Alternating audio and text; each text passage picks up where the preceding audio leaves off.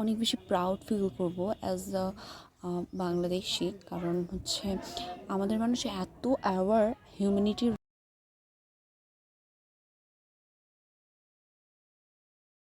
High everyone, it's me Anika Anwar. আমি যাচ্ছিলাম exam দিতে ঢাকা ইউনিভার্সিটির এতে। আমার এগ্রি এক্সাম ছিল। তো বেসিক্যালি আমি ট্রেনে করে যাচ্ছিলাম অ্যান্ড আমার বই পড়তে অনেক পছন্দ। সেই কারণে আমার মিরার গ্রামের বাড়ি হুমায়ুন আহমেদের লেখা এই বইটা পড়তেছিলাম যাওয়ার সময়, যেটা অনেক স্যাটিসফাইং ছিল। তো আমি আমার চাচ্চুর সাথে গিয়েছিলাম। তো সেখানে মেনলি আমি যখন যাই সেটা ডেটটা ছিল হচ্ছে 12 তারিখ। 12 তারিখ হওয়ার কারণে সেদিন একসাথে দুইটা এক্সাম ছিল। প্রথমে ছিল হচ্ছে রাজশাহী ইউনিভার্সিটির কমার্সের এক্সাম, তারপরে ছিল আমাদের 3টার দিকে এক্সাম, এবং 3টার দিকে ছিল মার্চ ফর প্যালেস্টাইন একটা সমাবেশ। সেই কারণে সেখানে অনেক স্বনামধন্য ব্যক্তিবর্গ আসতেছিল। সেই কারণে আমরা একটু তাড়াতাড়ি পৌঁছে গেছিলাম। পৌঁছে যাওয়ার পর দেখি যে রাজশাহী ইউনিভার্সিটির স্টুডেন্ট বের হচ্ছে, রাজশাহী ইউনিভার্সিটি যারা পরীক্ষা দিচ্ছে দেখি অনেক স্টুডেন্ট। এরপরে আমরা সেখানে একটু হাঁটাহাঁটি করতেছিলাম, যে এদিক ওদিক যাচ্ছিলাম, ভাবতেছিলাম যে রাজশাহী ইউনিভার্সিটিতে যারা পরীক্ষা দিছে তারা যদি একটু বেরিয়ে যায়, তারপরে একটু ফাঁকা হলে তখন আমি আমার হল খুঁজবো। তার আগে আমি সেখানে আশেপাশের ভিডিও করতেছিলাম অ্যান্ড দেখে অনেক ভালো লাগতেছিল, যে কারণ Dhaka university is a dream place for most of the students, as I am not a selected candidate for Dhaka university.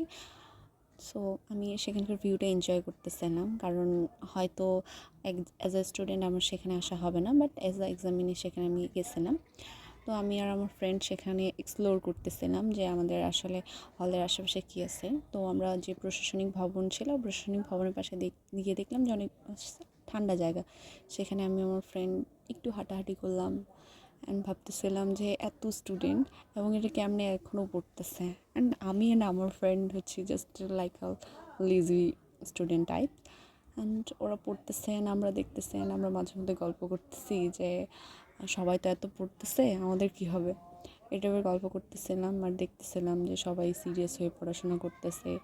And এটা দেখার পর আমরা ভাবলাম যে এখন তো স্টুডেন্ট তুলনামূলক কমছে, চলো নিজের হল দেখে আসা যায়। সরি, হল না, সেটা মেইনলি এক্সাম বিল্ডিং। তো আমাদের এক্সাম বিল্ডিং ছিল হচ্ছে এমবিএ বিল্ডিং।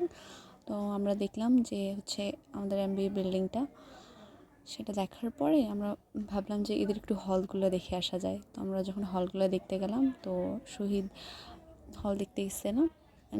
সেখানে ওদের ভিউটা আসলে অনেক স্যাটিসফাইং ছিল। অনেক প্লান্ট ছিল, অনেক কিউট কিউট ফ্লাওয়ার্স ছিল, যেটা অনেক স্যাটিসফাইং লাগছে আমার কাছে। অ্যান্ড আমরা গল্প করতেছিলাম যে এখানে ফ্লাওয়ার্সগুলো অনেক সুন্দর আছে, ভিতরে গিয়ে ছবি তুলতে দেবে কিনা না, এটা ব্যাপারে গল্প করতেছিলাম। It's like she and I was like that we want to be relaxed and we are just talking bullshit. দেন পরীক্ষা দিলাম। পরীক্ষা দেওয়ার পর বের যখন হই, তখন মার্চ ফর প্যালেস্টাইন জাস্ট শেষ হইলো, তখন অনেক মানুষই চলে যাচ্ছিলো। এবং সেখানকার যে ভিউটা ছিল, সেই ভিউটা ছিল একেবারে অসাধারণ একটা ভিউ। কারণ আমি মেবি অনেক বেশি প্রাউড ফিল করব অ্যাজ আ বাংলাদেশি, কারণ হচ্ছে আমাদের মানুষ এত অ্যাওয়ার হিউম্যানিটির উপরে, সেটা আমি হয়তো এটা না দেখলে বুঝতে পারতাম না। কারণ এত মানুষ ছিল সেখানে মার্চ ফর প্যালেস্টাইনের জন্য, যারা মার্চ করছে, সেটা অনেক স্যাটিসফাইং ছিল। মনে হচ্ছিল যে it's a good and it's a blessing two be a part of a Bangladeshi. আমি এটা অনেক ভালো লাগছে। যদিও আমার সেখান থেকে বের হয়ে আসতে অনেক কষ্ট হয়েছে, অনেক জ্যামের মধ্যে পড়ছিলাম। তো সেখান থেকে বের হয়ে আমরা ট্রেন স্টেশনে আসলাম। ট্রেন স্টেশনে এসে দেখলাম যে আমি যে ট্রেনে যাব তার আগের যে ট্রেনটা আছে, সেই ট্রেনের যাত্রীগুলো মানে ভরে ভরে যাচ্ছে মানুষগুলো, যে এত মানুষ কেমনে যায়, কারণ তারাও গেছিলো মার্চ ফর প্যালেস্টাইনের জন্য। তো সেখানে আমি একটা সুন্দর ভিডিও দেখি, আমি একটা অনেক স্যাটিসফাইং দৃশ্য দেখলাম, যে একটা ছোট বাচ্চা, ইনোসেন্ট বাচ্চা এবং ইনোসেন্ট অ্যানিম্যালের মধ্যে যে বন্ডিং, সেটা অনেক স্যাটিসফাইং ছিল। তো এরপরে আমি ট্রেনে উঠে গেলাম এটা দেখার পর। তারপরে আমি ট্রেনে উঠে কন্টিনিউয়াসলি ঘুমাচ্ছিলাম, কারণ আমি অনেক টায়ার্ড ছিলাম। সো তারপরে আমি যখন ঘুম থেকে উঠি, তখন অ্যারাউন্ড 4:30 কি 5টা বাজে। তখন দেখি যে বাইরে অনেক সুন্দর ভিউ দেখা যাচ্ছে ট্রেন থেকে। সো আমি সেই ভিউটা বারবার ক্যাপচার করার চেষ্টা করতেছিলাম, যে হালকা একটু সূর্যের আলো অ্যান্ড হালকা সিনারি, হালকা কালো, হালকা রঙিন, অ্যান্ড এই সিনারিটা জাস্ট অসাধারণ ছিল, যেটা আমাকে অনেক ভালো লাগতেছিল। And a sweet fragrant of nature and a little bit of sound of a train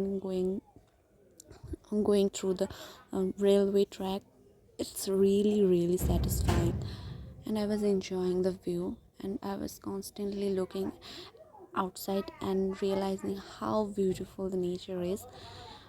So basically, it's my thing that I love to watch nature, and it's really satisfying, and I can even express someone that how much I love it.